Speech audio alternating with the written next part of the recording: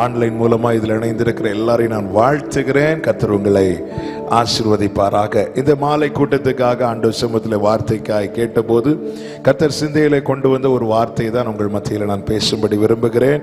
அதற்கு ஆதாரமாய் வேதத்தை எடுத்துக்கொள்வோம். கலாத்தியருக்கு எழுதின நிருபம் 2வது அதிகாரம், கலாத்தியர் 2வது அதிகாரம், அதனுடைய 21வது வசனம்.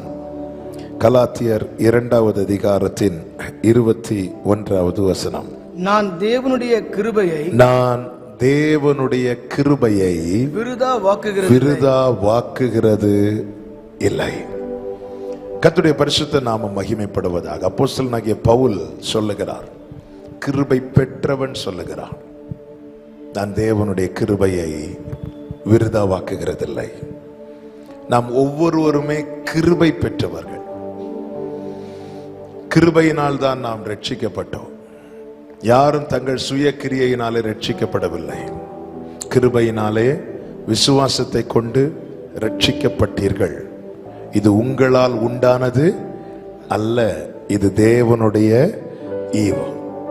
தகுதியை இழந்த மனுக்குலத்துக்கு பரலோகம் தந்த பரிசு தான் கிருபை. கிருபையினால் ரட்சிக்கப்பட்டோம்.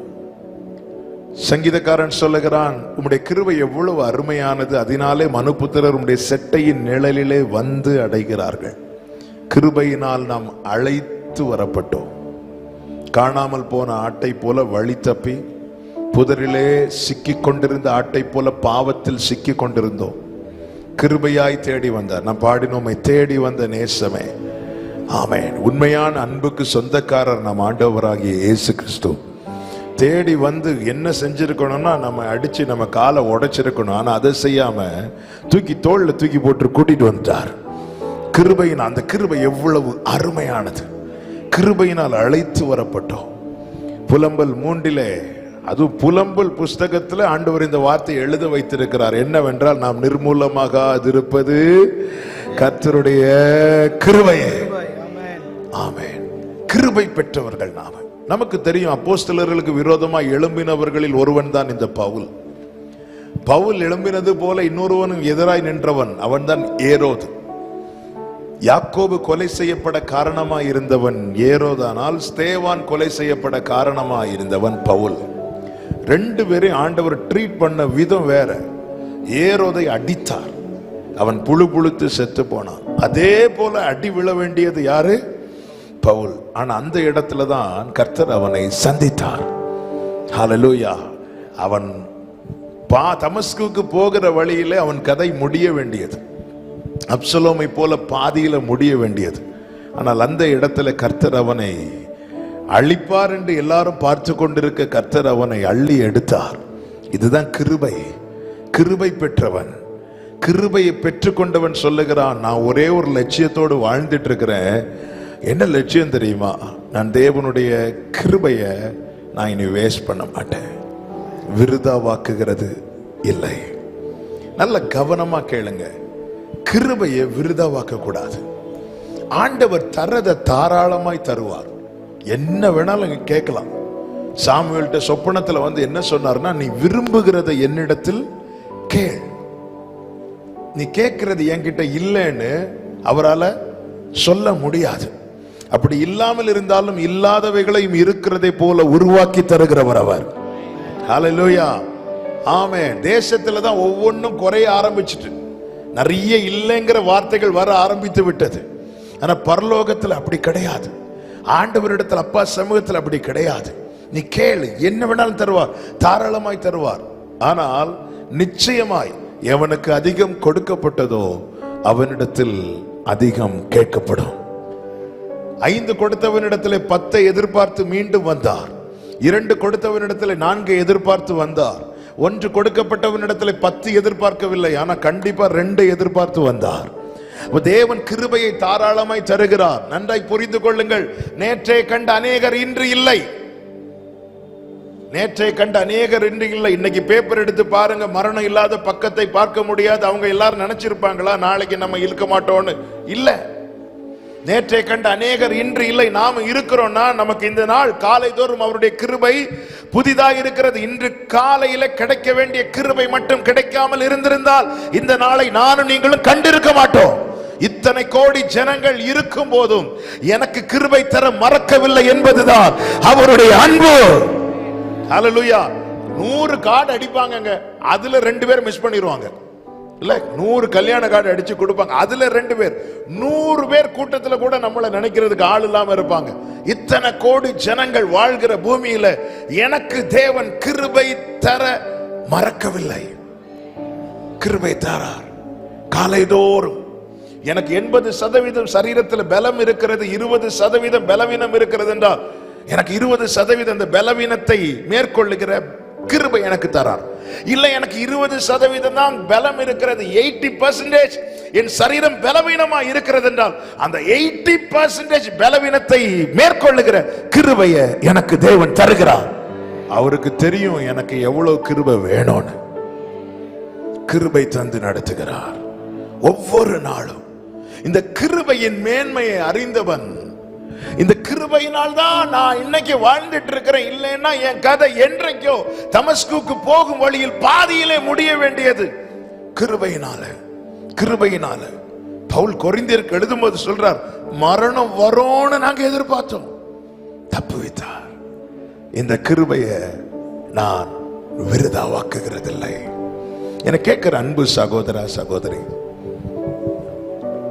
தேவனால் அழைக்கப்பட்ட ஒவ்வொருவர் மேலையும் ஆண்டவருடைய நோக்கம் ஒன்று இருக்கிறது என்பதை இந்த மாலை வேளையில கர்த்தர் உங்கள் காதுகள் கேட்க சொல்லுகிறார். நான் சொல்லுகிறேன், நீங்க எந்த பேக்ரவுண்ட்ல இருக்கிறீங்க, உங்க ஃபேமிலி சிச்சுவேஷன் என்ன, உங்ககிட்ட என்ன இருக்கிறது, உங்க தகுதி என்ன, இது எதையுமே அவர் பார்க்கவில்லை.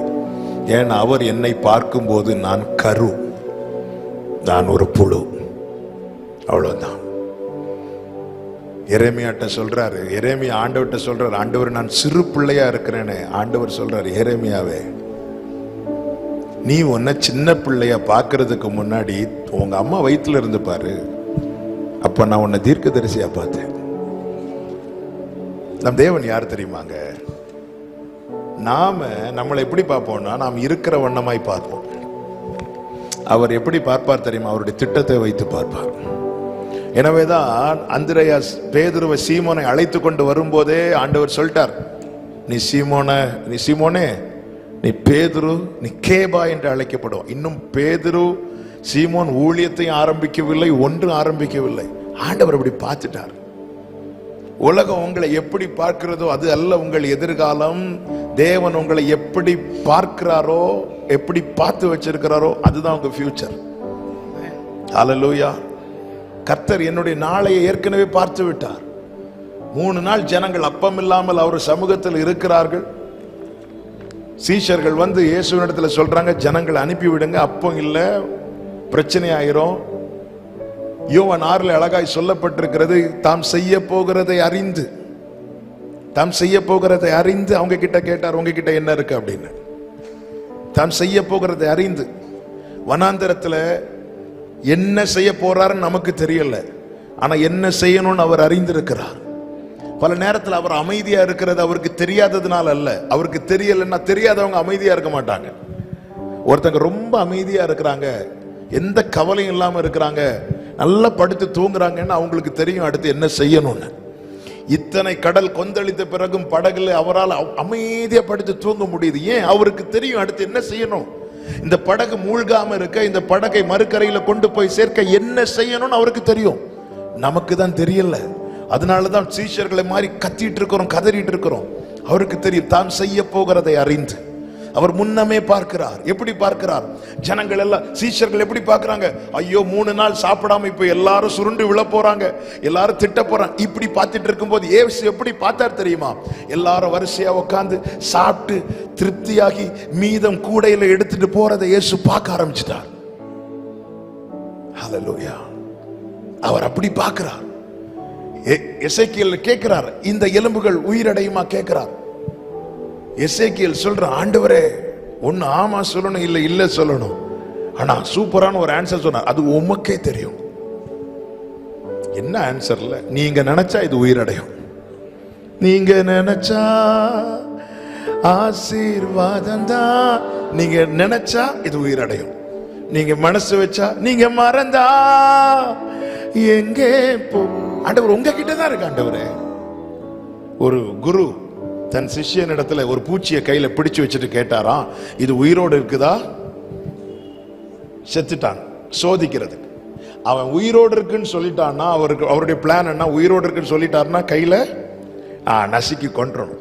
செத்துட்டுன்னு சொல்லிட்டான்னா விட்டுறணும். அவன் கொஞ்ச நேரம் யோசித்து ஒரே ஆன்சர் சொன்னான், அது உங்க கையில தான் இருக்கு. அது உங்க கையில தான். வாழ்க்கையில இப்படிப்பட்ட கேள்விகள் வரும்போது தேவ பிள்ளைக்கு தைரியமா சொல்லணும், அப்பா அது உங்க கையில தான் இருக்கு. எனக்கு ஒரு ஃபியூச்சர் இருக்குதா? அது உங்க கையில தான் இருக்குது. இந்த மதிலை என்னால தாண்ட முடியுமா? அது உங்க கையில தான் இருக்கிறது. இந்த சிவந்த சமுத்திரத்தை என்னால் கடக்க முடியுமா? அது உங்க கையில தான் இருக்கிறது. இனி என் வாழ்க்கை கட்டி எழுப்பப்படுமா? அது உங்க கையில தான் இருக்கிறது. ஹல்லேலூயா. கர்த்தர் கிருபையாய் நம்மை ரட்சித்திருக்கிறார், பிரித்தெடுத்திருக்கிறார், தப்புவித்திருக்கிறார், பாதுகாத்திருக்கிறார். நமக்கென்று ஒரு பாதையை போட்டு நம்மை நடத்தி கொண்டிருக்கிறார். கடந்த சில வாரங்களாகவே ஆண்டவர் வாயில் ஒரு வார்த்தையை திரும்ப திரும்ப தந்து கொண்டிருந்தார். என்ன வார்த்தை என்றால், எந்த கையில் நம்மை வரைந்திருக்கிறாரோ அந்த கையால தான், எந்த கையில் நம்மை வரைந்திருக்கிறாரோ அந்த கையால தான் நம்மை வரைந்து கொண்டிருக்கிறார். அப்போ அவர் தொட்டா மட்டும்தான் ஆமா நம் வாழ்க்கை சரியாகும். வேற யார் கையிலும் நம்முடைய வரைபடம் கிடையாது. வேற யார் தொட்டாலும் நம்முடைய வாழ்க்கை நாசமாயிரும். அவர் தொடட்டும். ஹல்லேலூயா. கிருபை தேவன் நமக்கு தாராளமாய் அளவில்லாமல் விரும்பி தருகிறார். இந்த கிருபையை எக்காரணம் கொண்டும் தேவ பிள்ளைகள் விருதாவாக்கி விடக்கூடாது. கிருபையை விருதாவாக்காம இருக்க என்ன செய்யணும்? ஒரு சில காரியங்களை நான் சொல்லி செபிக்க விரும்புகிறேன். முதலாவது, 107வது சங்கீதம் அதனுடைய 43வது வசனத்தை வாசிக்க கேட்கலாம். 107:43. எவன் ஞானம் உள்ளவனோ, எவன் ஞானமுள்ளவனோ அவன் இவைகளை கவனிக்க கடவன். அவன் இவைகளை கவனிக்க கடவன். ஞானவான்கள் கர்த்தருடைய கிருபைகளை உணர்ந்து கொள்வார்கள். நல்ல கவனமா கேளுங்க. கிருபையை விருதாவாக்க கூடாதுன்னா முதல்ல கிருபையை உணர்ந்து கொள்ளணும். What is grace? கிருபைனா என்ன? கிருபையினால் எனக்கு என்ன கிடைத்தது? கிருபை எனக்கு எதுவரைக்கும் தேவை? ஞானவான் யார் தெரியுமா? PhD முடிச்சவன் பைபிள் சொல்லல. ஏன்னா மனுஷனுடைய ஞானம் எல்லாம் தேவனுக்கு அது பைத்தியமா இருக்கிறது. பைபிள் படி யார் ஞானவான் தெரியுமா? எவன் ஒருவன் கிருபையை உணர்ந்து கொள்றானோ அவன் தான் ஞானவான். ஞானம் உள்ளவன் இவைகளை கவனிக்க கடவன். எவைகளை கவனிக்கணும்? அதுக்கு மேல கொஞ்சம் எழுதி இருக்கிறார். சொல்லிவிட்டு சொல்லுகிறார், ஞானவான் கிருபையை உணர்ந்து கொள்வான். இந்த கிருபையினால் தான் 1, 2, 3 வசனங்களை படிச்சீங்கன்னா தெரியும். கர்த்தரால் சத்துருவின் கைக்கு நீங்களாக்கி மீட்கப்பட்டு, கர்த்தரை துதியுங்கள், அவர் நல்லவர், அவர் கிருபை என்றும் உள்ளது. கர்த்தரால் சத்துருவின் கைக்கு நீங்களாக்கி மீட்கப்பட்டு சேர்க்கப்பட்டவர்கள் அப்படி சொல்ல கடவர்கள். எவன் கிருபையை உணர்வான் தெரியுமா? மீட்கப்பட்டவன். சத்துருவின் கைக்கு, நமக்கு தெரியும் இஸ்ரவேலர்கள் எகிப்தில் எப்படி இருந்தார்கள் என்று. இருப்பு காளவா என்று சொல்லப்பட்டிருக்கிறது. பார்வோனுடைய நோக்கம் என்ன தெரியுமாங்க? ஒன்று, இவங்க நம்ம எதிர்த்திடக்கூடாது. 2, இவர்கள் பெருகக்கூடாது. 3, இவர்கள் நம்மை விட்டு போய்விடக்கூடாது. இதற்காக ஜனங்களை எவ்வளவு ஒடுக்க முடியுமோ ஒடுக்குகிறான். பிசாசின் நோக்கம் இது. 1, இவர்கள் பெருகக்கூடாது. அதாவது பெருகக்கூடாதுன்னா என்ன? வாக்குத்தத்தம் நிறைவேறக்கூடாது. அடிக்கடி சொல்லுகிற வார்த்தை, உலகம் கொடுக்கிற 1,00,000 அவன் தடுக்க மாட்டான், பரலோகம் கொடுக்கிற 100 தடுப்பான். ஆண்டவர் துன்மார்க்கருடைய வாழ்க்கையை பார்க்கும்போது எனக்கு அவங்க மேல பொறாமை வந்துச்சு. அவங்க என்ன பண்ணாலும் அவங்களுக்கு பிரச்சனை இல்லை, அவன் நினைக்கிறதெல்லாம் நடக்குது. ஆனா நான் சின்னதா ஒரு பிசினஸ் ஸ்டார்ட் பண்ணலாம்னு பார்த்தா பிரச்சனை மேல பிரச்சனை, தடை மேல தடை. நல்லா புரிஞ்சுக்கோங்க, துன்மார்க்கருடைய செல்வ பெருக்கை பார்க்கிலும் நீதிமானுடைய கொஞ்சம் நல்லதுன்னு அவனுக்கு தெரியும்.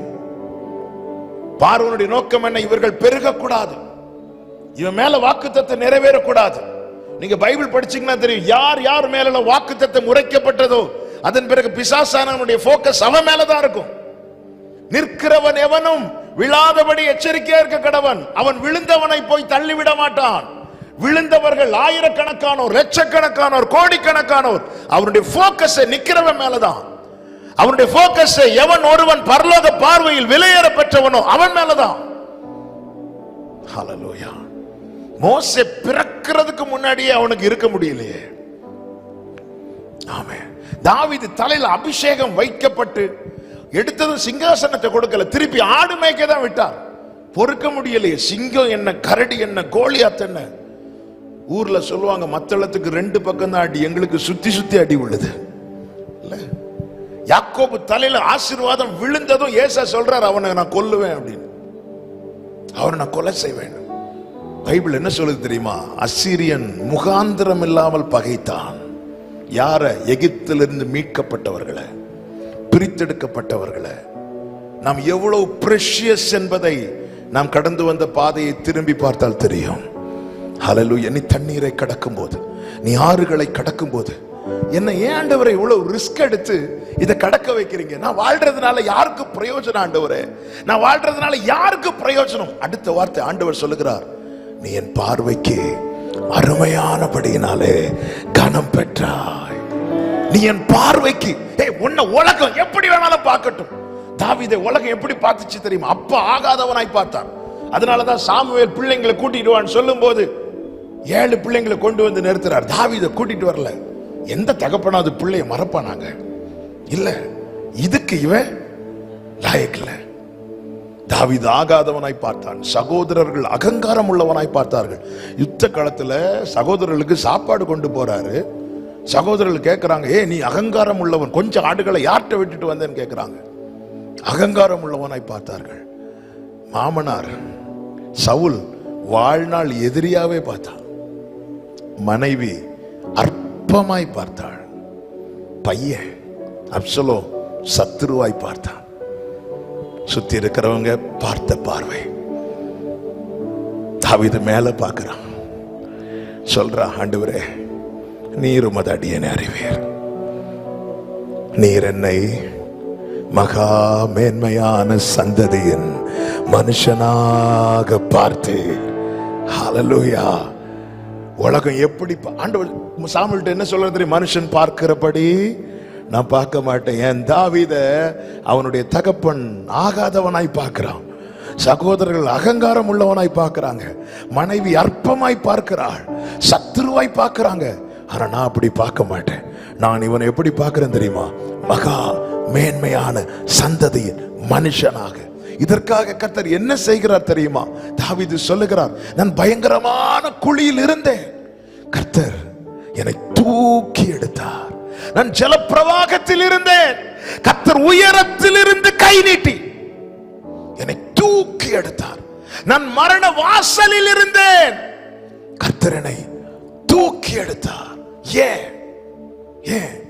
நான் அவருடைய பார்வையிலே விலையேற பெற்றவன். ஹல்லேலூயா. பாருங்கள், பிசாசானவன் ஆஃபர் பண்றான் இயேசுவுக்கு. நீ என்னை வணங்கிட்டேன்னா, இன்னும் சொல்லணும்னா என் கூட காம்ப்ரமைஸ் ஆயிட்டேன்னா நான் இந்த உலகம் முழுவதையும் கொடுக்கிறேன். பிசாசானவன் உலகம் முழுவதையும் ஆஃபர் பண்றான். பிதாவானவர் என்னை உங்களை ஆஃபர் பண்றார். ஹல்லேலூயா. இப்போ தீர்மானம் இயேசுவுடையது. ஞானம் உள்ளவன் கிருபையை உணர்ந்து கொள்வான். அவர் இந்த இடத்துல, இதோ உனக்கு முன்பாக ஆசீர்வாதத்தையும் சாபத்தையும் வைக்கிறேன், ஜீவனையும் மரணத்தையும் வைக்கிறேன். ஏதேனில் துவங்கி மனிதனுக்கு முன்பாக இப்படி ஆப்ஷன் வைக்கிறார். தெரிந்தெடுக்கிற காரியத்தை உன்னிடத்தில் விடுகிறார்.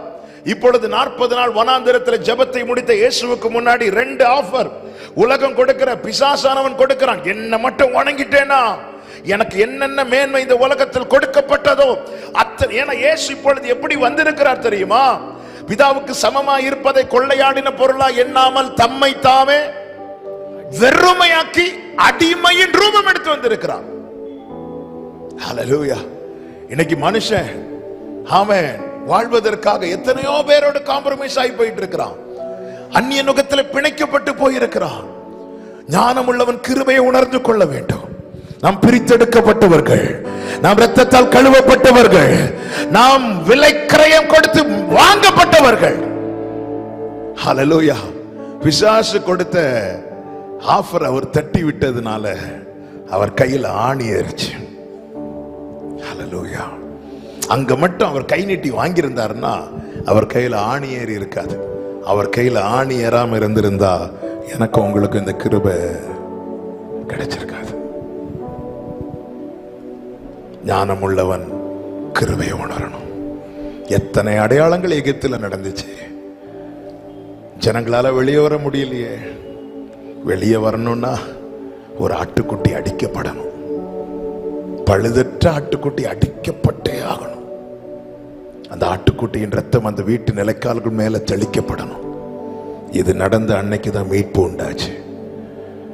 ஆமை மீட்கப்பட்டவர்கள் சொல்லணும், கர்த்தர் நல்லவர், அவர் கிருபை என்றும் உள்ளது. அப்ப மீட்கப்பட்டாச்சு. இனி பைபிள் என்ன சொல்லுது தெரியுமா?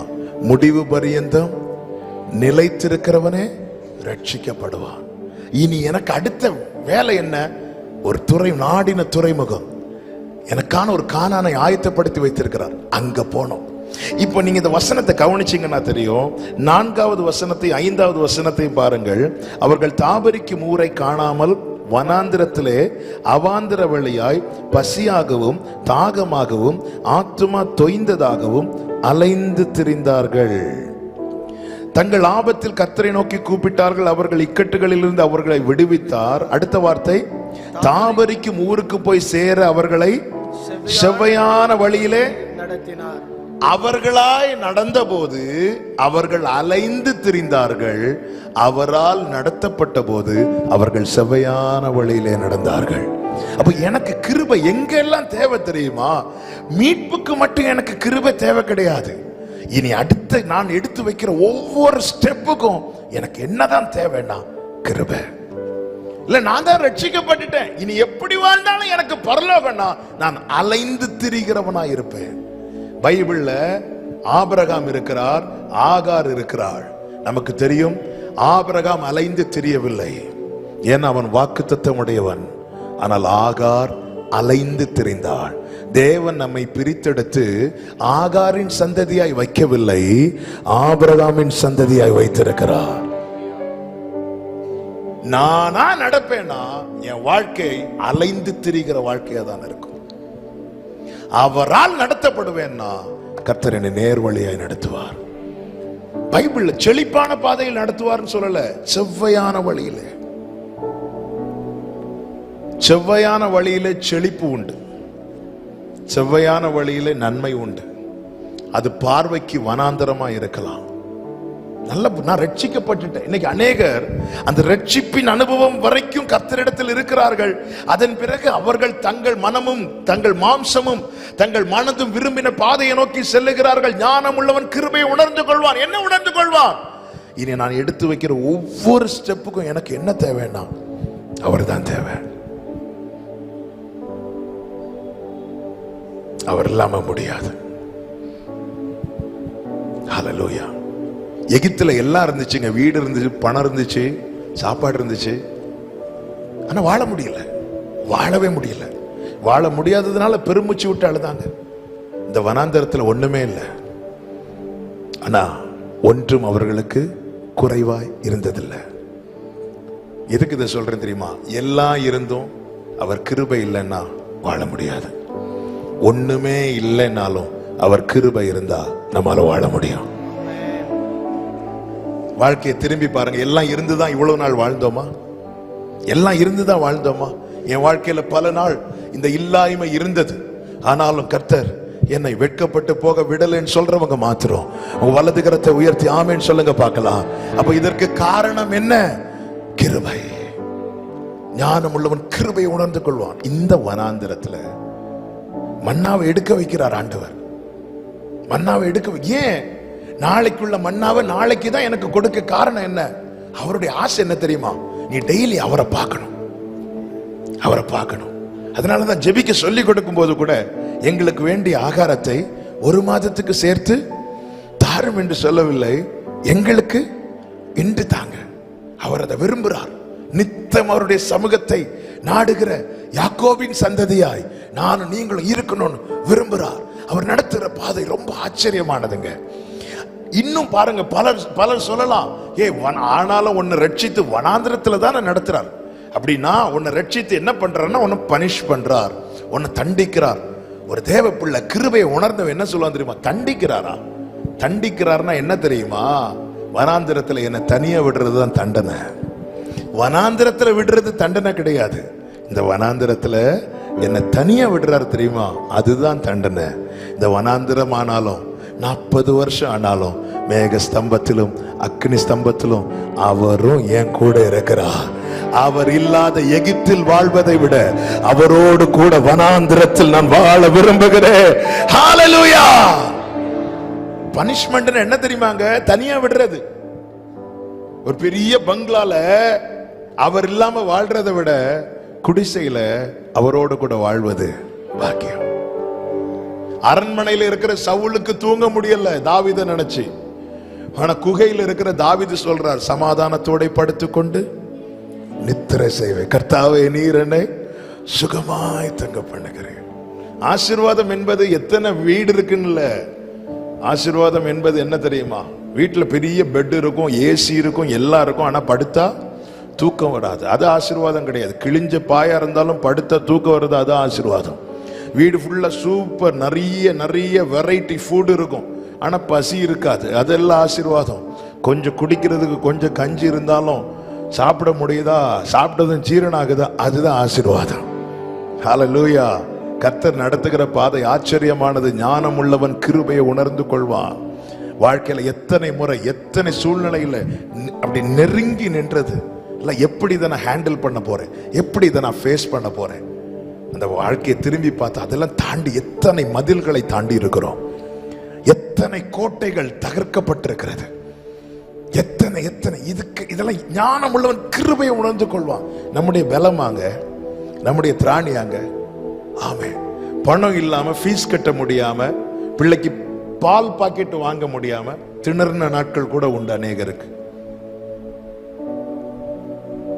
பணம் இருக்கிறவங்கள நல்லா இருக்காங்க நினைக்கிறாங்க. எங்க ஊர்ல, எங்க நாகர்கோவில்ல பல ஆண்டுகளுக்கு முன்பதாக ஒருத்தர் சூசைட் பண்ணி சாகுறார்.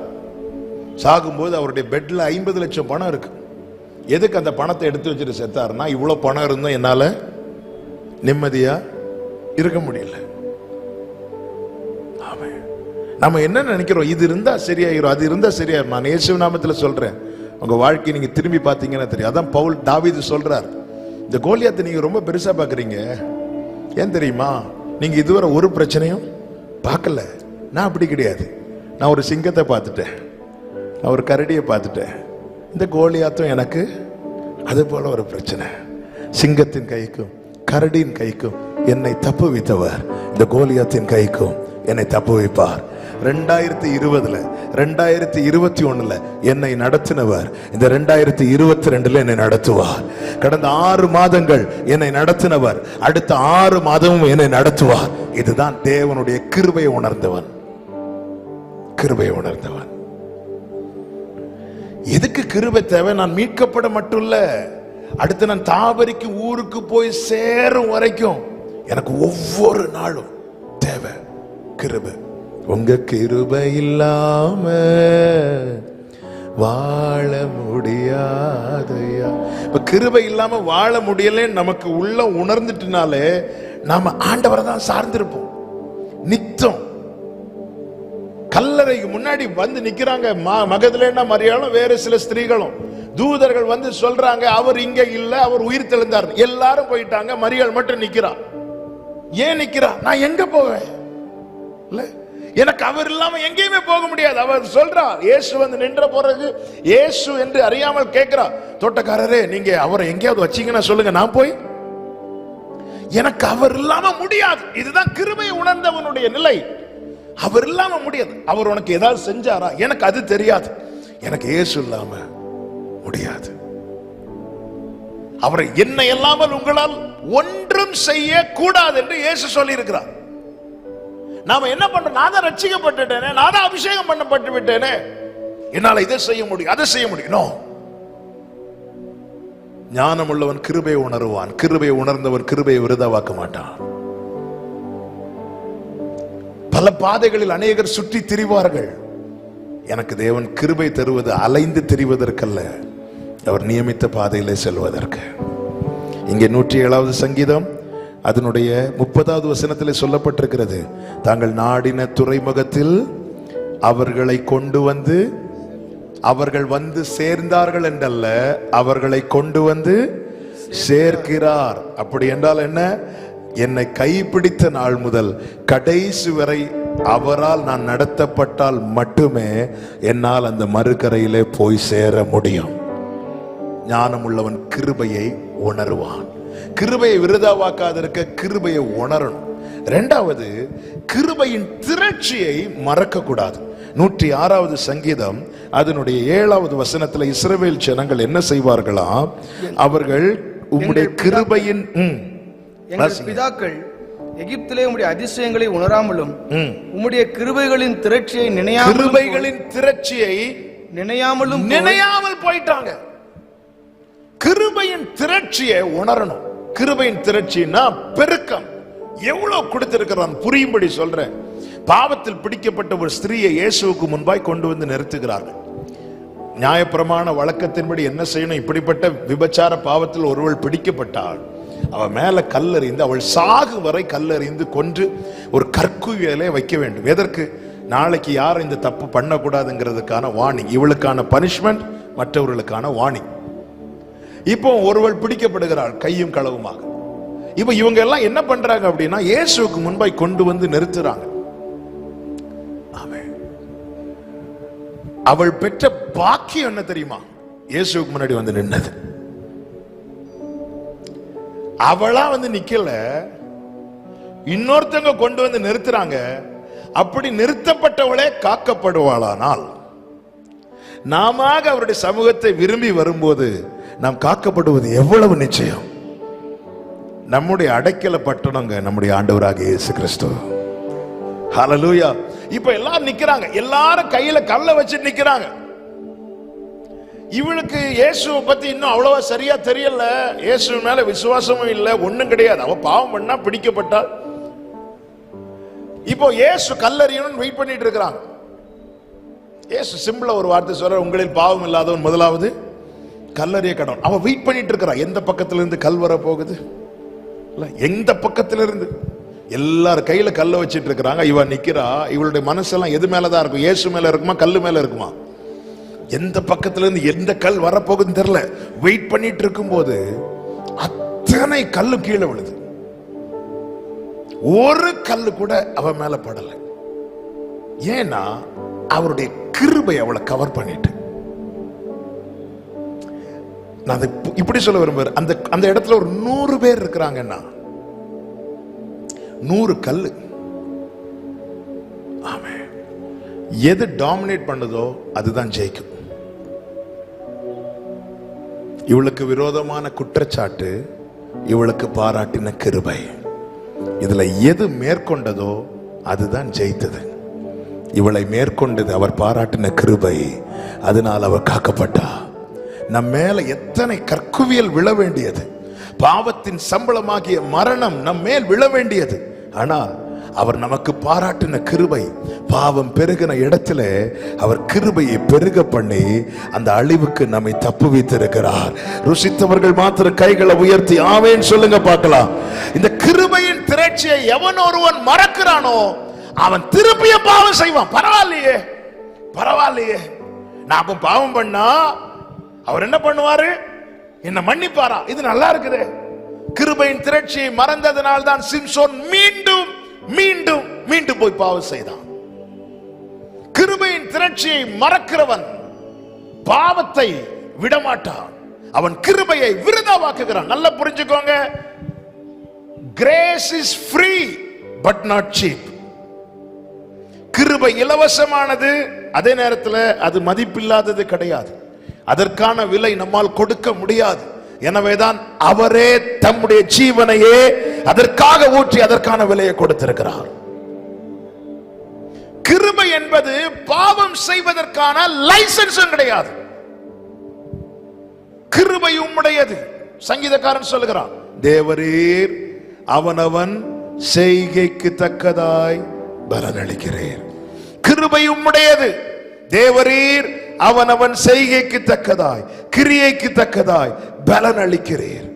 எனக்கு தேவன் பாராட்டின கிருபை என்பது என் பாவம் பெருகி பாவத்தின் தண்டனை வர வேண்டிய இடத்துல அவர் கிருபையை பெருக பண்ணி அந்த தண்டனையிலிருந்து என்னை தப்புவித்தார்.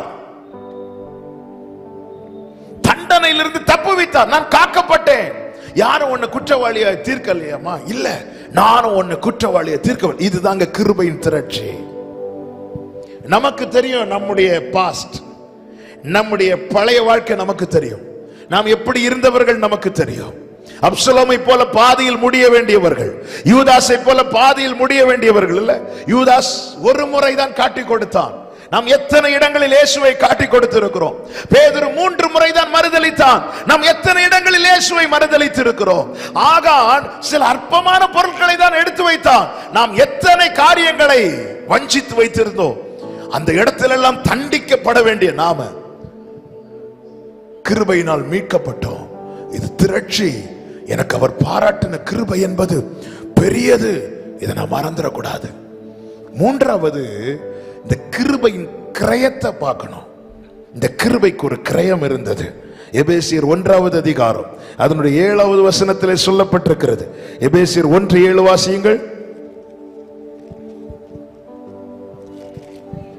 அவருடைய கிருபையின் ஐஸ்வரியத்தின்படியே, கிருபையின் ஐஸ்வரியத்தின்படியே இவருடைய இரத்தத்தினாலே, இயேசு கிறிஸ்துவினுடைய இரத்தத்தினாலே பாவ மன்னிப்பாகிய மீட்பு இவருக்குள் நமக்கு உண்டாயிருக்கிறது. இவருக்குள், கிறிஸ்துவுக்குள் நமக்கு உண்டாயிருக்கிறது. அப்ப கிருபைக்கு அவர் கொடுத்த கிரயம் என்ன தெரியுமா? ரத்தம். அப்ப கிருபையை வெறுமனே கிருபை அப்படின்னு பார்க்காம அந்த கிரயத்தோடு பார்க்க வேண்டும். புரியும்படி சொல்லணும்னா 2 சாமுவேலின் புஸ்தகம் 23வது அதிகாரத்தில் ஒரு சம்பவம் சொல்லப்பட்டிருக்கிறது. ஆமென். பெத்லகேமை பெலிஸ்தியர் சூழ்ந்திருக்கிறார்கள், முற்றுகை போட்டிருக்கிறார்கள். இப்பொழுது தாவீதுக்கு தாகம் உண்டாகிறது, தாவீதுக்கு ஒரு விருப்பம் உண்டாகிறது. அந்த விருப்பம் என்னவென்றால், ஒலிமுக வாசலில் இருக்கிற கிணற்றிலிருந்து தண்ணீர் குடிக்க வேண்டும் என்று விருப்பம். ஆனா பெலிஸ்தியர் சுத்தி இருக்கிறாங்க. தாவீதுக்கு அந்த ஒலிமுக வாசலில் இருக்கிற கிணற்றிலிருந்து தண்ணீர் குடிக்கணும். பெலிஸ்தியர் சூழ்ந்து இருக்கிறாங்க. அவ்வளவு சீக்கிரம் முடியாது, அவ்வளவு ஈஸியா முடியாது, சாத்தியமே கிடையாது. அப்போ தாவீதுடைய விருப்பத்தை நிறைவேற்ற தாவீது கூட 3 பராக்கிரமசாலிகள் இருக்கிறாங்க. அவங்க என்ன செஞ்சாங்க அப்படின்னா, தங்கள் உயிரை பணயம் வைத்து போய் அந்த கிணற்றிலிருந்து தண்ணி எடுத்து தாவீதின் இடத்துல கொண்டு கொடுக்கிறாங்க. 2 சாமுவேல் புஸ்தகம் 23வது அதிகாரம் 14 முதல் 17 வரை உள்ள வசனங்கள். நேரம் இல்லாததுனால வாசிக்க வேண்டாம். இப்ப தாவீது கையில தாவீது விரும்பின தண்ணீர் கிடைத்து விட்டது. தாவீது என்ன பண்ணணும்? ஸ்தோத்திரம் பண்ணிட்டு குடிக்கணும். தாவீது என்ன பண்ணுவார் தெரியுமா? அதை வெறும் தண்ணியாய் பார்க்காமல் இதற்கு பின்னாக அந்த 3 பராக்கிரமசாலிகள் தங்கள் உயிரை பணயம் வைத்தார்களே, அதோடு வைத்து பார்த்தபோது அது அவனுக்கு வெறும் தண்ணியா தெரியல, அது ரொம்ப விலையேறப்பட்டதா தெரியுது. ரொம்ப பிரஷியஸ். தங்கள் ஜீவனை பாராமல் தங்கள் உயிரை பணயம் வைத்து எனக்கு இந்த தண்ணியை கொடுத்திருக்கிறாங்க, எனவே இதை நான் வேஸ்ட் பண்ணக்கூடாது என்று சொல்லி அவன் அந்த தண்ணீரை கர்த்தருக்கென்று ஊற்றிவிட்டான். கிருபையை கிரயத்தோடு ஒருத்தங்க பார்த்துட்டாங்கன்னா அவங்க இனி உலகத்துக்காக வாழ மாட்டாங்க, அவங்க கர்த்தருக்காக தான் வாழ்வாங்க. மா பாவியா என்னை நினைக்க, மண்ணான நான் எம்மாத்திரமையா.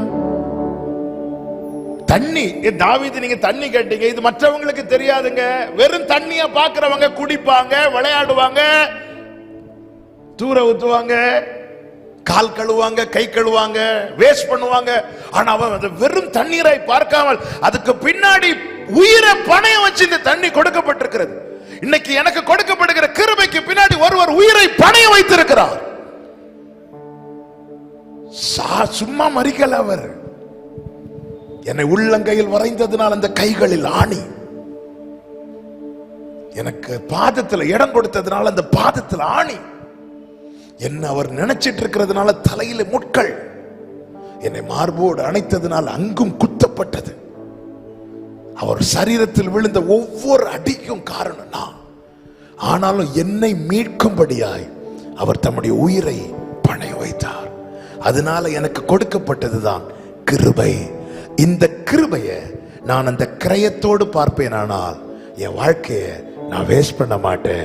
எப்படி தாவீது தண்ணீரை கர்த்தருக்கென்று ஊற்றி போட்டானோ அதே போல இனி உள்ள காலமெல்லாம், அதுதான் பவுல் சொல்லுகிறார், இதுக்கு முன்னாடி நான் வாழ்ந்த வாழ்க்கை வேறு, அதுல எனக்கு நிறைய லாபமா இருந்துச்சு. ஆனா இப்போ நான் ஒண்ணு சொல்ல விரும்புகிறேன். என்ன? நான் எதற்காய் பிடிக்கப்பட்டேனோ அதை அடையும்படிக்கு ஆசையாய் தொடர வேண்டும் என்பதற்காக எனக்கு எது எது லாபமா இருந்துச்சோ அதையெல்லாம் நஷ்டம் என்றும் குப்பை என்றும் எண்ணுகிறேன். நம்முடைய லைஃப் நமக்கு தெரியும். என்னுடைய ஒரிஜினாலிட்டி என்பது உங்க முன்னாடி நான் ஒயிட் அண்ட் ஒயிட் போட்டு நிக்கிறேன் இது கிடையாது. என்னுடைய ஒரிஜினாலிட்டி என்னுடைய பர்சனல் ரூம்ல நான் எப்படி இருக்கிறேனோ அதுதான். அது யாருக்கும் தெரியாது, அது அவருக்கு மட்டும்தான் தெரியும். கோராகின் புத்திரர் ஆலயத்தின் நடுவில் அவருடைய கிருபையை சிந்தித்துக் கொண்டிருப்பாங்க. ஒவ்வொரு முறை தேவ சமூகத்தில் வரும்போது ஆண்டவர்கிட்ட நான் என்ன கேட்பேன், நான் எப்படி ஆண்டவரை இங்க, உங்களுக்கு தான் தெரியுமே நான் உண்மை இல்லாதவன், நான் ஒண்ணுமே இல்லை. ஆனாலும் தெரிந்தெடுத்தீங்களே ஆண்டவரே, யாருக்கிட்ட இதுவரை விட்டு கொடுக்காம எவ்வளவு அழகா வணைந்து எவ்வளவு கிருபை பாராட்டுறீங்க. இதுக்கு 1% கூட என்கிட்ட தகுதி இல்லையே ஆண்டவரே. ஒவ்வொருடைய வாழ்க்கையை திரும்பி பார்த்தா தெரியும். பரலோகத்தில் இருக்கிற பிதான்னு கூப்பிடுகிறோம். இயேசு கிறிஸ்து ஜெபிக்க சொல்லிக் கொடுக்கும் போது, நீயும் உன் அறை வீட்டுக்குள் போய் கதவு அடைக்கும் போது அந்த அரங்கத்தில் இருக்கிற பிதான்னு சொல்றார். என்ன அர்த்தம்? நீ கதவு போட்டிட்டு உட்கார்ந்து இருக்கிற பத்தியா, அவரும் உள்ள இருக்கிறார், உனக்கு தெரியுமான்னு கேட்கிறார். என்னுடைய அந்தரங்க அவருக்கு தெரியும். எத்தனை முறை அவரை நான் ஹர்ட் பண்ணியிருப்பேன், எத்தனை முறை. ஆனாலும் இவனை மீட்டு வேஸ்ட்ன்னு நினைக்காம தம் உயிரை பணையம் வைத்து என்னை மீட்டு இருக்கிறார்னா அந்த கிருபையை நான் எப்படிங்க பார்க்கணும்? சும்மா கிருபை கிருபை கிருபைன்னு பாடிட்டு போயிடவா? சும்மா கிருபைன்னு பாடிட்டு போறவா? இல்ல சும்மா கிருபைன்னு சொல்லிட்டு போகவா? இல்ல, அதை கிரயத்தோடு பார்க்கணும். இந்த கிருபைக்கு பின்னாடி என்னப்பா சும்மா கிருபைங்கிறேன்னு கேட்ட சொல்லணும். உங்களுக்கு இது வெறும் வார்த்தை. தாவீது சொல்றார், உங்களுக்கு இது ஒரு கிளாஸ் தண்ணி அவ்வளவுதான். ஆனா எனக்கு அப்படி கிடையாது. நான் தண்ணி குடிக்கணுங்கிறதுக்காக 3 பேர் உயிரை பணையம் வைத்தாங்க. இந்த தண்ணியை நான் வேஸ்ட் பண்ண விரும்பல. இதை நான் கர்த்தருக்கு என்று ஊற்றி போடுகிறேன். கிருபையை கிரயத்தோடு பார்க்கிறவன் கிருபையை விருதாவாக்க மாட்டான். எங்க அப்பா ஊழியத்தின் ஆரம்பத்துல ரொம்ப கஷ்டப்பட்டான். சாப்பிட கஷ்டம், வஸ்திரம், ஒரு ட்ரெஸ் தான் இருந்துச்சு. 1 இயரா அவங்க காலையில ஒயிட் அண்ட் ஒயிட் தான் போடுவாங்க. மீட்டிங் போயிட்டு வந்து வீட்டில் அம்மாட்ட கழட்டி கொடுப்பாங்க, அம்மா துவைச்சு அடுத்த நாள் கொடுப்பாங்க, அதே தான் போட்டுட்டு வருவாங்க. சாப்பாடு இல்லை, ரொம்ப கஷ்டம். ஆனால் வெளியே காட்டிக்கவே மாட்டாங்க. ஆண்டவர் அதன் பிறகு நாங்கள் 5 பிள்ளைங்க. அதன் பிறகு ஆண்டவர் ஊழியத்தில் உயர்த்த ஆரம்பித்தார். அதன் பிறகு நாங்கள்லாம் வளரும் போது ஆண்டவர் கிருபையினால அழகாய் நடத்தி கொண்டு வந்தார்.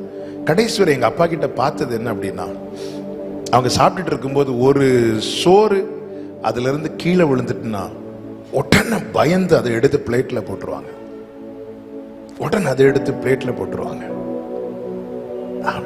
ஏன்பா அது கீழே விழுந்துட்டலப்பா, விடுங்கப்பா. இல்ல, உனக்கு அது தெரியாது. இது இல்லாம எவ்வளவு நாள் நாங்க இருந்திருக்கோம். எனக்கு தேவன் பாராட்டின கிருபை கொஞ்சம் அல்ல. அதனால எங்க அப்பா கடைசிவரை எங்க அப்பா வாயில, அப்பா சாட்சி சொல்லுங்கன்னு சொன்னா எங்க அப்பா வாயில ஒரே ஒரு வார்த்தை தான் சொல்லுவாங்க, நம்முடைய தாழ்வில் நம்மை நினைத்தவரை துதிங்க, அவர் கிருபை என்றும் உள்ளது. அந்த கிருபையை கிரயத்தோடு பார்க்கணும். ஒண்ணுமே இல்லை, எதுவுமே இல்லை. எனக்கு அவர் பாராட்டின கிருபை இப்படி ஒரு வாழ்க்கையை தந்து, அவரை அறியும் பாக்கியத்தை தந்து, நான் இயேசுவின் நாமத்தில் சொல்றேன், இந்த பூமியில யார் விலையேற பெற்றவங்க தெரியுமா? ரட்சிக்கப்பட்டவங்க. யார் பாக்கியவான்கள் தெரியுமா? இயேசுவை சொந்தமாய் கொண்டவர்கள். நம்ம எல்லாம் எவ்வளவு பாக்கியம் செஞ்சிருக்கிறோம் தெரியுமாங்க. ஹல்லேலூயா. கொரோனா டைம்ல பாஸ்டரை கூப்பிட்டா கூட வர மாட்டாங்கல்ல, ஆமாவா இல்லையா? ஃபர்ஸ்ட் வேவ்ல லாக்டவுன்ல நான் அப்பதான் மலேசியாவில் ஊழியத்துக்கு போயிட்டு வர, எங்க வீட்டுக்கு முன்னாடி ஸ்டிக்கரை அடிச்சு விட்டாங்க. ஒரு பாட்டி அந்த வழியா நடந்து போறாங்க, ஸ்டிக்கரை பார்த்ததும் எடுக்கிறாங்க ஓட்டம். ஏதோ அந்த ஸ்டிக்கர்ல 4 கொரோனா இருக்கிறது மாதிரியும். அப்பதான் ஒரு சிஸ்டர் ஃபோன் பண்றாங்க, பாஸ்டர் எனக்கு கொஞ்சம் உடம்பு முடியல பாஸ்டர், ஸ்மெல் தெரிய மாட்டேங்குது பாஸ்டர், ஃபீவர் ஏறி ஏறி இறங்குது பாஸ்டர், எனக்கு தெரிஞ்சிட்டு சிஸ்டர் இது என்னன்னு. அப்ப கேட்கறாங்க, பாஸ்டர் வந்து ஒன்னு ஜாம் பண்ணுவீங்களா? சிஸ்டர் நான் போன்லயே உங்களுக்கு. அவ்வளவுதான். எதுக்கு சொல்றேன்னா மனுஷன் இவ்வளவுதான். ஆனா பூட்டி அறைக்குள்ளே இயேசு வந்து நின்று சொன்னார், பயப்படாத. அவர் கொடுத்த கிரயங்கிறது கொஞ்சம் கிடையாது. சகையு வீட்டுக்கு போனா என்ன எல்லாரும் தப்பா பேசுவாங்கன்னு தெரிஞ்சும் சகையு வீட்டுக்கு போனார் பாத்தீங்களா, அதான் கிருபை. இந்த சமாரியா ஸ்திரீ கிட்ட பேசினா எல்லாரும் என்ன தப்பா பேசுவாங்கன்னு தெரிஞ்சு அந்த சமாரியா ஸ்திரீ கிட்ட பேசினார் பாத்தீங்களா, அதுதான் கிருபை. அவர் அவமானப்பட்டார், அவர் முகத்துல காரி துப்புனாங்க. ஏன்? என்ன பார்த்ததுனால, உங்களை பார்த்ததுனால. இந்த கிருபையை கிரயத்தோடு பார்க்கிறவன் என்ன செய்வான் தெரியுமா? இந்த சமாரியா ஸ்திரீ திரும்ப ஊருக்கு போனா திருப்பி பாவம் செய்வதற்கல்ல, 5 புருஷர்களை 50 புருஷர்களை மாற்றுவதற்கும் அல்ல, அந்த பட்டணத்தில் போய் சுவிசேஷத்தை அறிவிக்கிறாள். என கிருபையை கிரயத்தோடு பார்த்துட்டா. கிருபையை கிரயத்தோடு பார்க்கிறவங்க கிருபையை வேஸ்ட் பண்ண மாட்டாங்க. சும்மா கிருபை கிருபைன்னு சொல்றது இல்லைங்க. கிருபையை கிரயத்தோடு, கிருபையை பணத்தை வச்சு பார்க்க கூடாது.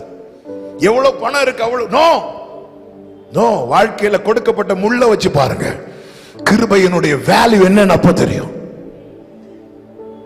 எனக்கு ஒரு முள் கொடுக்கப்பட்ட பிறகுதான் அவன் கிருபையை டேஸ்ட் பண்ண ஆரம்பிக்கிறார் பவுல்.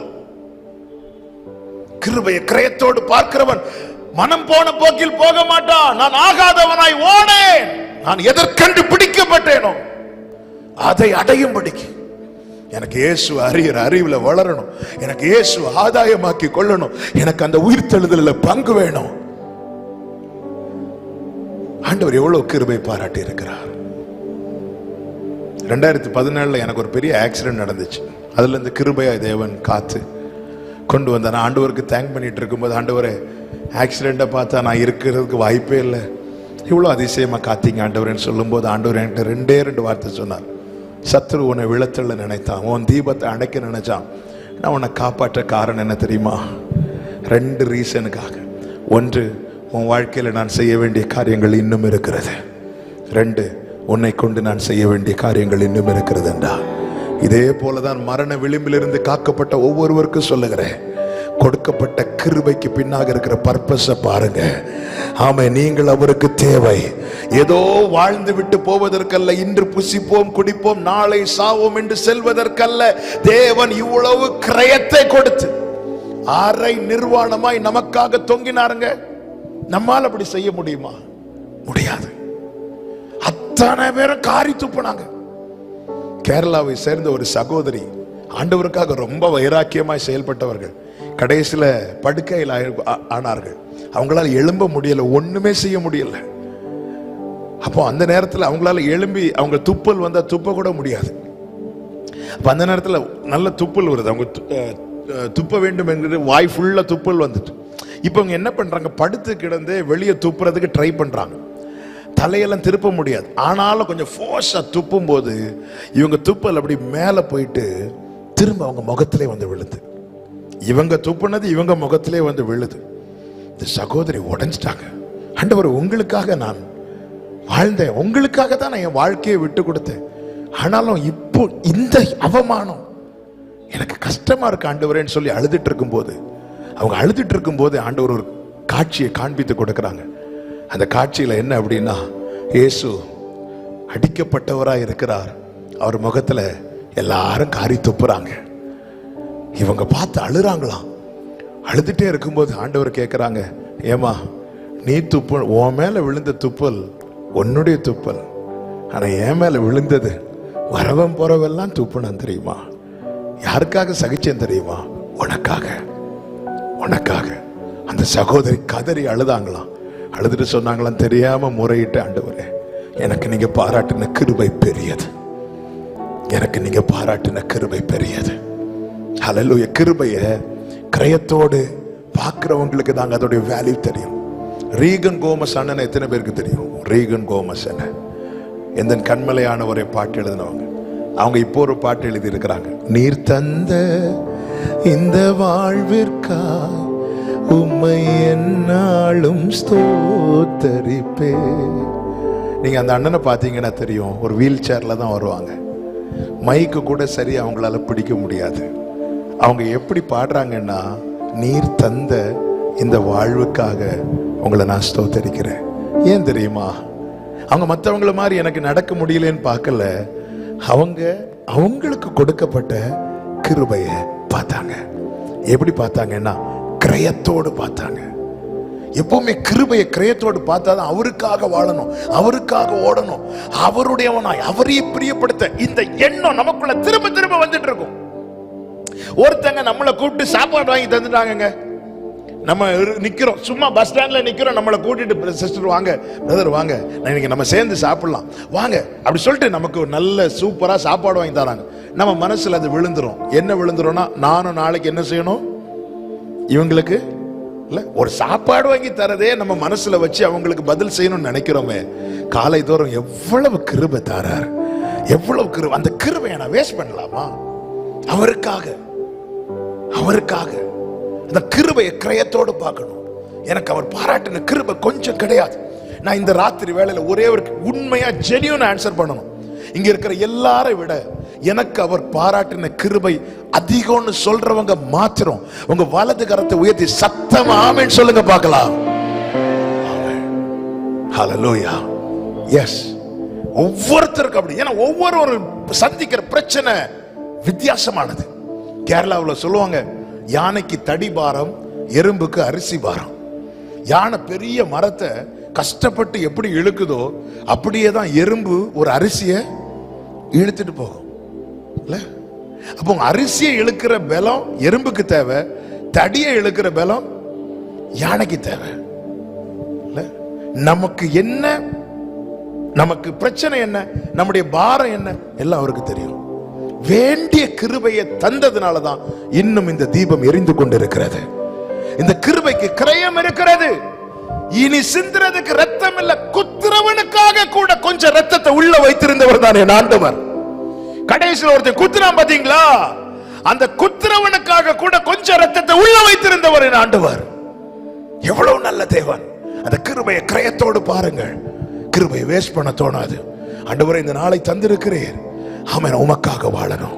இயேசுவின் பின்னே போக துணிந்தே, இயேசுவின் பின்னே போக துணிந்தே, இயேசுவின் பின்னே போக துணிந்தே, பின்னோக்கே நான் பின்னோக்கே. கிருபைய விருதாவாக்க கூடாதுன்னா ஒரே ஒரு காரியத்தை சொல்லி ஜெபிக்கிறேன். எபேசியர் 3வது அதிகாரம் 2வது வசனத்தை வேகமாய் வாசிங்கள். எபேசியர் 3:2. உங்களுக்காக எனக்கு அளிக்கப்பட்டிருக்கிற தெய்வ கிருபைக்குரிய நியமமும் என்னதென்று கேட்டிருப்பீர்களே. அப்ப கிருபையை வேஸ்ட் பண்ண கூடாதுன்னா கிருபைக்குரிய நியமத்தை அறிந்து கொள்ளணும். நல்ல கவனமா கேளுங்க. ஆண்டவர் கிருபை தாரார்னா அதுக்கு ஒரு நியமம் இருக்கிறது. புரியும்படி சொல்லணும்னா, சோதோமில் இருந்த லோத்துக்கு தேவன் கிருபை கொடுத்தார். அந்த கிருபை தான் கைப்பிடித்து வெளியே விட்டார். இப்பொழுது நியமம் என்ன? நியமம் தெரியுமா? பின்னிட்டு பாராதே. லோத்துக்கு கொடுக்கப்பட்ட கிருபை அவனை சோதோமிலிருந்து வெளியே கொண்டு விட்டது. அந்த கிருபைக்குரிய நியமம் என்ன தெரியுமா? பின்னிட்டு பாராதே. அந்த நியமத்தை லோத்தின் மனைவி மீறினாள். அந்த கிருபையினால அவளுக்கு ஒரு பிரயோஜனமும் இல்லை. பாவியாகிய ஸ்திரீ, பாவத்தில் பிடிக்கப்பட்டவள், கல்லெறிந்து கொலை செய்யப்பட வேண்டியவள், ஆக்கினை தீர்ப்புக்கு உட்பட வேண்டியவளுடைய ஆக்கினை இப்பொழுது அவளை விட்டு விலக்கப்படுகிறது. இது கிருபை. இனி இந்த கிருபைக்குரிய நியமம் என்ன தெரியுமா? இனி பாவம் செய்யாது. தாவீதை கல்லை எறிந்தவன் சீமை, ராஜாவுக்கு விரோதமான தூஷணம் சொல்லுகிறவன் தலை துண்டிக்கப்பட வேண்டியவன். அப்படி தலை துண்டிக்கப்பட வேண்டியவனுக்கு கிருபை கொடுக்கப்பட்டது. அதுதான் நீ எருசலேமில் வாழ்ந்துக்கோ. அவன் ரொம்ப சந்தோஷம். ஆனா அந்த கிருபைக்குரிய நியமம் என்ன தெரியுமா? எல்லையை தாண்டாத. யார் யார் இந்த நியமத்தை மீறினார்களோ அவர்கள் எல்லாரும் கொடூரமாய் தண்டிக்கப்பட்டதை வேதம் நமக்கு எச்சரிக்கிறது. 2 வசனங்களை கூட வேகமாய் வாசியுங்கள். 2 பேதுரு 1வது அதிகாரம் 9வது வசனம். 2 பேதுரு 1வது அதிகாரம் 9வது வசனம்.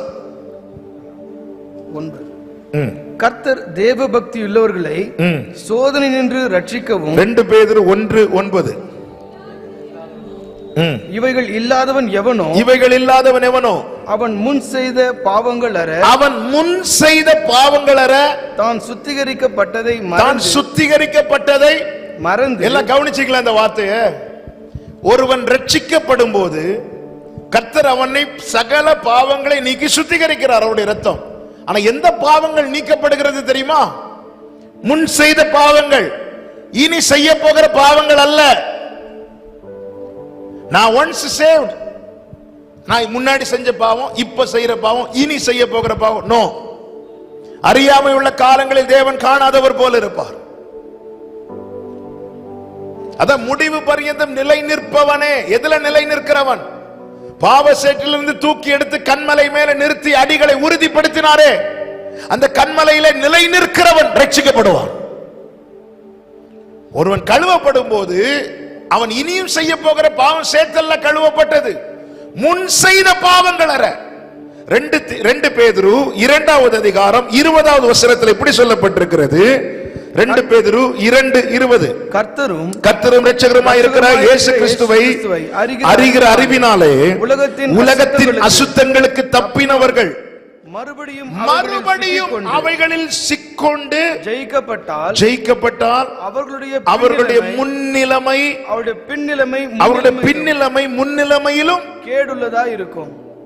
ஆவியானவர் சபைகளுக்கு சொல்லுகிறதை காதுள்ளவன் கேட்க கடவன். அதான் ஆரம்பத்திலே சொன்னேன், கிருபை என்பது பாவம் செய்வதற்கான லைசன்ஸ் கிடையாது.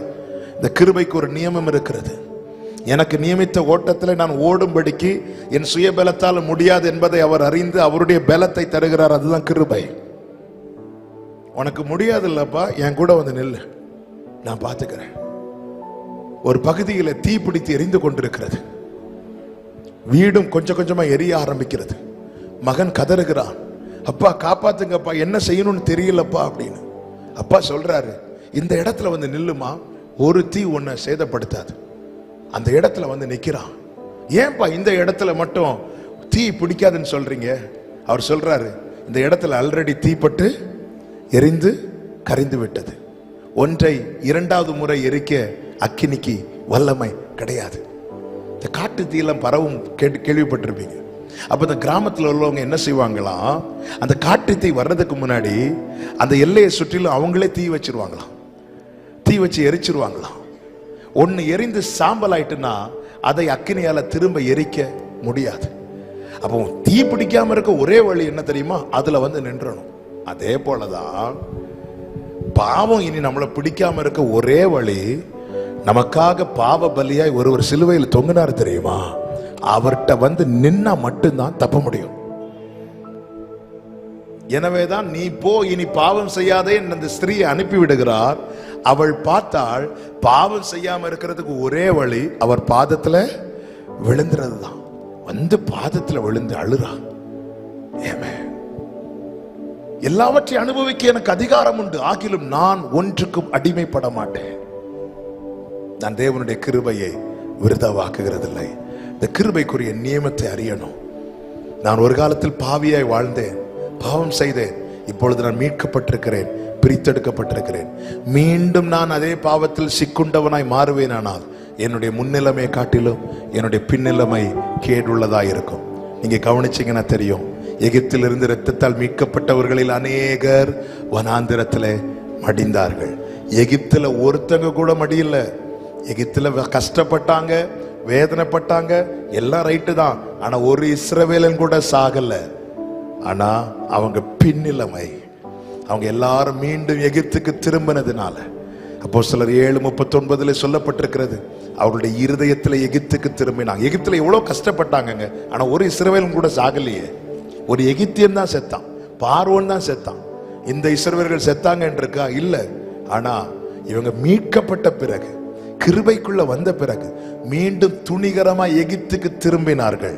அவர்களில் அநேகர் வனாந்திரத்திலே மடிந்தார்கள். முன்னிலைமை காட்டிலும் பின்னிலைமை கேடுள்ளதா இருந்தது. ஆனால் யோசுவாவும் காலேபோவனில் அவங்க உத்தமமாய் பின்பற்றினாங்க. ஏன் தெரியுமா? அவங்க கிருபையை உணர்ந்தார்கள், கிருபையின் திரட்சியை பார்த்தார்கள், கிருபையை கிரயத்தோடு பார்த்தார்கள். அவங்க கிருபையின் நியமத்தை அறிந்து கொண்டார்கள். என்ன? இந்த மேகத்துக்கு கீழேயே இருக்கணும், அவர் தர மன்னாவை கடைசி வரை சாப்பிடணும், அவரால் நடத்தப்படணும். இதுதாங்க கிருபை நியமம். நமக்கு ஒரு பாதையை நியமித்திருக்கிறார். சைட்ல ஓடுறவங்க ஓடுவாங்க, குதிக்கிறவங்க குதிப்பாங்க. கர்த்தர் நம்ம கிட்ட அப்படி சொல்லலையே. நமக்கு நியமிக்கப்பட்ட ஓட்டத்துல பொறுமையா ஓடுங்க. இதுக்கு தான் கிருபையை தந்திருக்கிறார். அவருக்கு தெரியும் நம்மால் முடியாது. ஆண்டவர் சொல்ல, நான் நடத்துறேன்பா, நீ என்னை பற்றி கொண்டிரு. கிருபையை விருதாவாக்காதிருப்போம். நமக்கு என்ன ஓட்டத்தை கர்த்தர் நியமித்திருக்கிறாரோ அதை ஓடி முடிக்க கர்த்தரிடத்துல நம்மை ஒப்பு கொடுப்போம். இந்த தேவன் என்றென்றைக்கும் உள்ள சதா காலமும் நம்முடைய தேவன். மரண பரியந்தம் நம்மை நடத்துவார். கைகளை உயர்த்தி ஆமேன் சொல்லுங்க பார்க்கலாம். எல்லாரும் அப்படி எழுந்து நிற்கலாம் ஆண்டவர் சமூகத்துல. ஆமேன். ஆண்டவரே, இந்த ஒரு கோரஸை அர்ப்பணிப்போடு பாடி செபிக்க போகிறோம். இயேசுவின் பின்னே போக துணிந்தேன். சேர்ந்து பாடுவோமா? இயேசுவின் பின்னே போக துணிந்தேன், இயேசுவின் பின்னே போக துணிந்தேன், இயேசுவின் பின்னே போக துணிந்தேன். பின்னோக்கே நான், பின்னோக்கே நான், பின்னோக்கே நான், பின்னோக்கே நான். சொல்லுங்க, இயேசுவின் பின்னே, இயேசுவின் பின்னே போக துணிந்தே, இயேசுவின் பின்னே போக துணிந்தே, இயேசுவின் பின்னே ராஜா போக துணிந்தே. பலரோ பின்னோக்கே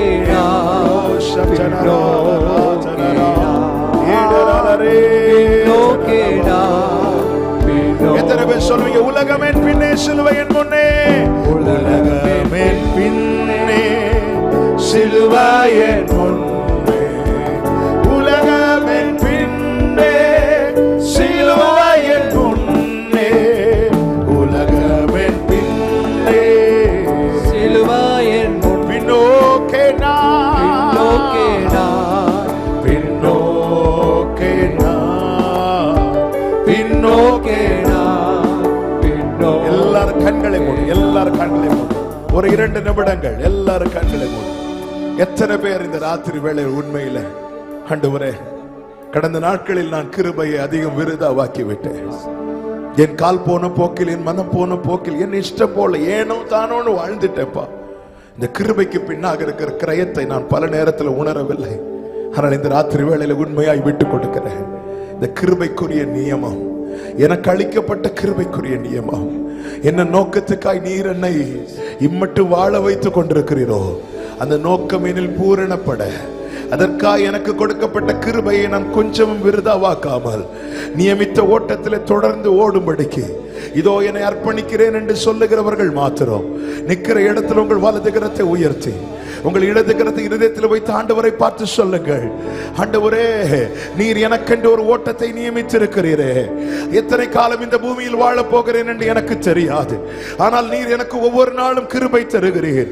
அந்த பாதையில நிற்க, அந்த பாதையில முன் செல்ல ஆண்டவரே எனக்கு கொடுக்கப்பட்ட கிருபையை நான் இனி எவ்வளவும் விருதாவாக்காமல் நியமித்த ஓட்டத்தை ஓடி, எப்படி பவுல் சொன்னாரோ, நான் நல்ல போராட்டத்தை போராடினேன், ஓட்டத்தை முடித்தேன், விசுவாசத்தை காத்து கொண்டேன் என்று, அப்படியே எனக்கு கொடுக்கப்பட்ட கிருபையை நான் விருதாவாக்காமல் எனக்கு நியமித்த ஓட்டத்தில் ஓடி ஜெயத்தோடு முடிக்கும்படிக்கு அர்ப்பணிக்கிறேன், அர்ப்பணிக்கிறேன். அப்படியே உங்க வலது கரத்தை உயர்த்தி உங்க இடது கரத்தை இருதயத்தில் வச்சு ஒரு வார்த்தை ஆண்டவரை பார்த்து சொல்லுங்க, எனக்கு நீங்க கொடுத்த கிருபையின் கிரயம் பெருசுப்பா. எனக்கு கொடுக்கப்பட்ட கிருபையின் கிரயம் பெருசு. தாவீது எப்படி அந்த தண்ணீரை கர்த்தருக்கென்று ஊற்றி போட்டான், என் லைஃப் உங்க மகிமைக்காக நான் ஊற்றி போடுகிறேன். எத்தனை பேர் சொல்ல முடியும்? எப்படி எத்தனை பேர் சொல்ல முடியும்? என் வாழ்க்கையை நான் ஊற்றி போடுகிற உமக்காக. எப்படி பயன்படுத்தணுமோ பயன்படுத்துங்க, எப்படி வணையணுமோ வணைங்க. ஆண்டவர் எரேமியா வாயில வார்த்தை கொடுக்கும் போது என்ன சொல்லி கொடுத்தார் தெரியுமா? பார், பிடுங்கவும், இடிக்கவும், அழிக்கவும், கட்டவும், நாட்டவும். ஆமை, நீங்க உங்களை விட்டு கொடுங்க. வேண்டாததை கர்த்தர் பிடுங்குவாராக, தேவையில்லாததை கர்த்தர் இடிப்பாராக. உங்கள் வாழ்க்கையை கர்த்தர் கட்டி எழுப்பி தமக்கு மகிமையுள்ள கீர்த்தியுள்ள நாட்டாய் நாட்டுவாராக, நாட்டுவாராக. அர்ப்பணிக்கிறேன் சொல்றவங்க அப்படியே உங்க வலது கரத்தை உயர்த்தி சொல்லுங்க. Hallelujah. I surrender.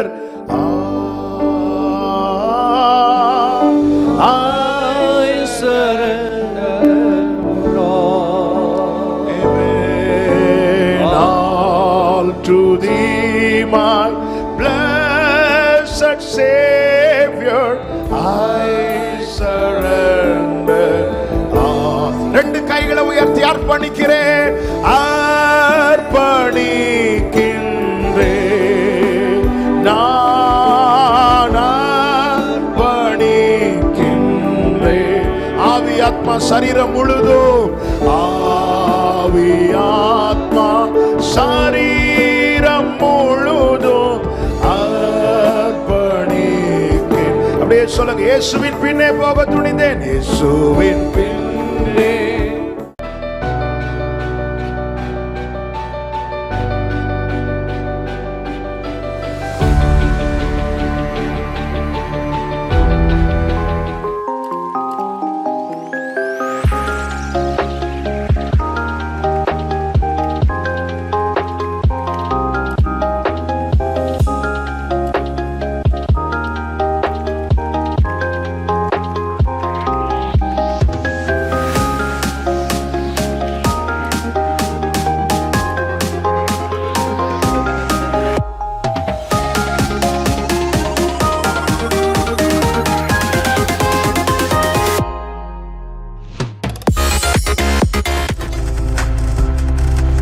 நீங்கள் பார்த்துக் கொண்டிருப்பது உங்கள் ஜாய் டிவி. உங்கள் துக்கம் சந்தோஷமாய் மாறும்.